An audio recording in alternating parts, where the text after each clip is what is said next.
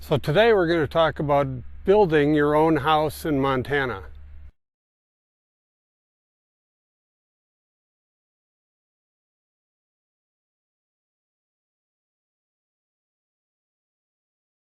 Thanks for watching our video.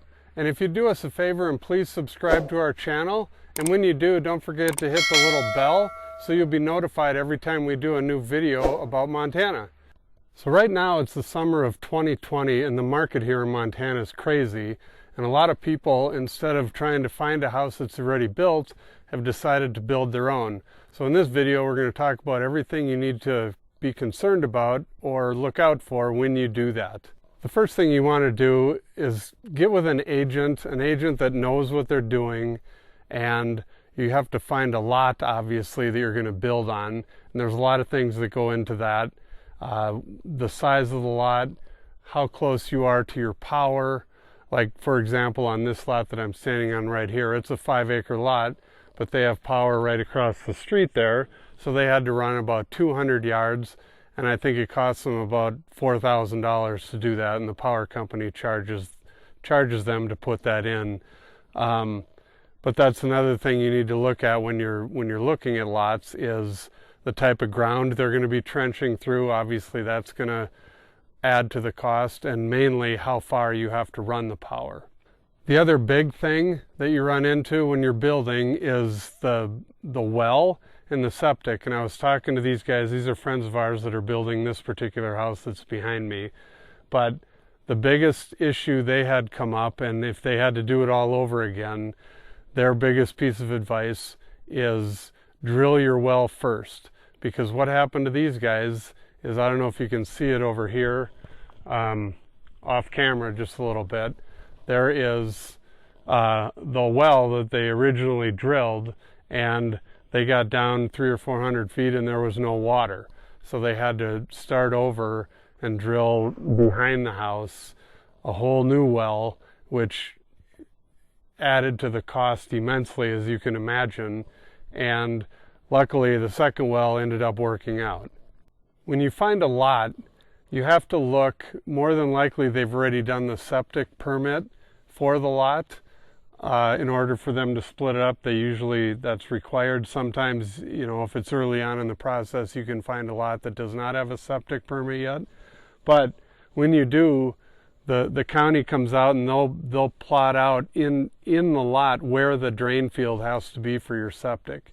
So make sure you look at that and not, make sure that's not where you want to put your house, because you can't change it unless you go through a whole process, pay the county to come back out, do a new site plan, and possibly you can change it at that point. But if for whatever reason the lay of the land or whatever comes up, they can say no, it has to stay where it already is. So that's another thing to look at before you start building, and keep in mind as far as, maybe it's going to cost more to build your house on the other side of the lot.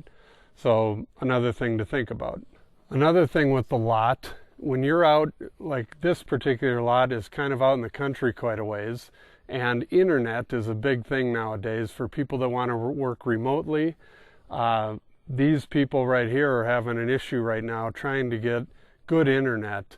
I know that we're in the middle of summer and there's a lot more people up here, and the internet is harder to tie into and get a good feed just because of the amount of people up here now. And it's only going to get better, but that is one thing you should check out before you start building, especially if you're building a house to work remotely. You can do satellite, but some of the satellite dishes don't give you the speed, the download speed that you need. So again, another thing to look at before you start building. So obviously the biggest thing that you need to think about when you're going to build your own house is finding a good builder. Right now, because the economy is booming and there's so much going on here in Northwest Montana, there's builders on every corner. Unfortunately, the good ones are busy. So you may have to wait a little bit right now if you are going to hire a guy to build a house, but it's worth it because, again, Montana makes the laws too easy for people to get a contractor's license, and it's very easy to end up with a builder that is not very good. And the last thing you want to do is be dealing with that throughout the building process. When you do find a builder, you need to go through that contract with a fine-tooth comb, make sure you guys have agreed upon everything. Where you'll get stuck or where you get in trouble a lot of times is all the add-ons. The builder will give you a set or a price at the beginning, and then as you go, he'll say, oh, well, this wasn't included, or we didn't talk about that. So the main thing I would say is get everything in writing, make sure you know exactly what you're getting before you get going on the project. Another thing with builders that they're notorious for is in Montana they have to give you a year warranty on their work, but a lot of times when they get done building, you never see them again. So make sure you have that in writing, that they're going to do a punch list, or you're going to do a punch list at the end of the project, and make sure that everything that you guys have agreed upon is done. Everything that they promised you is completed and totally finished before they take off. Because like I said, a lot of times there'll be, little things, little painting things, or, a door jamb or whatever. There's just a lot of things that the builder, once they're done, they're moving on to their next project and you never see them again. And that's where you need to find a good builder. And again, if you're going to work with an agent, they know the builders. If the agent's been in the business for a long time, that's a whole other story. But find people that have done this before and know what they're doing.